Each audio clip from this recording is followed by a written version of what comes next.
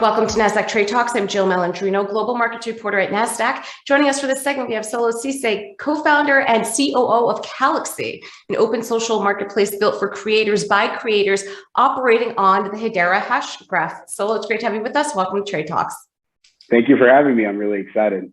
How is Galaxy going to bring the future of social media to the masses? How is it going to change the way we know social media?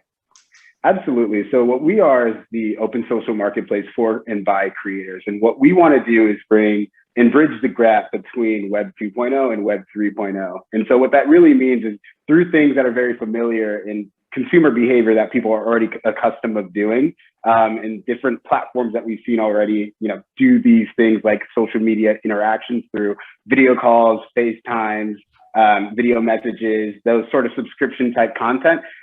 That's how we aim to bring crypto to the masses and really bridge that gap from the Web 2.0 past into the decentralized Web 3.0 future.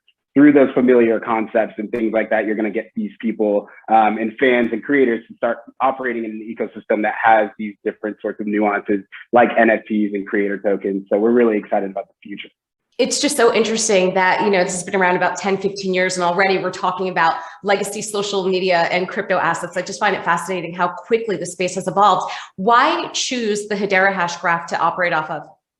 Yeah, absolutely. When it came to choosing a partner, we wanted to align ourselves with a company that was, in good company with itself, right? When you think about the Googles, the IBMs, Deutsche Telecoms of the world, and, them having a vital role in the development and growth of that platform, Hedera hash graph was a no-brainer. And then also when you think about the type of ecosystem that we're trying to build at Galaxy, which is going to be very high in terms of the transactions per second that we expect to experience on a platform, where there's social media interactions being redeemed constantly, we wanted something that could, withstand that throughput. And so we've seen in the space, at times networks have been challenged handling all that activity. And so we are really excited to partner with Hedera, given that they, are able to, handle that transaction volume, quite easily.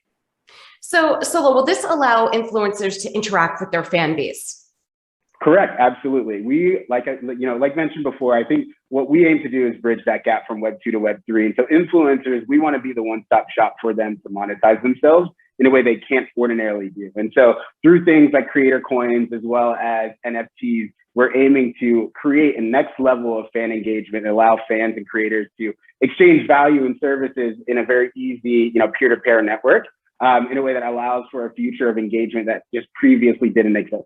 When you think about the legacy platforms that exist right now, a lot of them are really good at doing one thing, really well. And what creator coins allow you to do is create an economy where you're in charge of it. So you as a creator are able to, take ownership of your own community and connect with them in a way that makes sense for them. So celebrity chefs might interact with their fans very differently than an NFL player, might interact with their fans very differently than Spencer Dinwiddie, my co-founder, who also happens to be a public figure as well.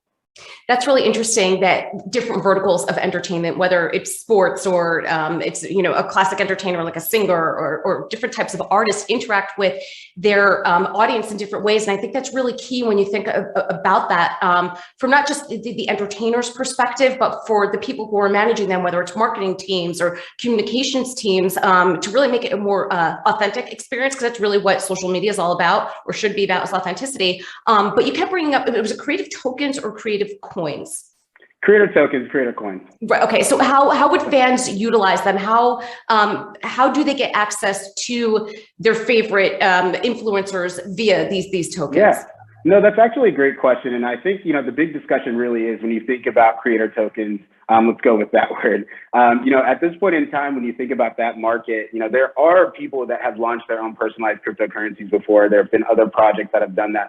I think what's been very tough is that bridging of that gap, right? And so when you think about what these creator tokens allow you to do, it allows you to exchange value very easily, in pertains to one specific influencer. So XYZ influencer has their own coin or token. But the difficulty really lies around the fact that the legacy platform that allowed people to do this didn't really make it really easy for them to integrate it into their current product offerings. And so what Galaxy does is it provides a very easy to use interface that's familiar, like an Instagram or like a Twitter, that allows people to create these creator tokens, but then also redeem them right within the application for things they're already accustomed to doing.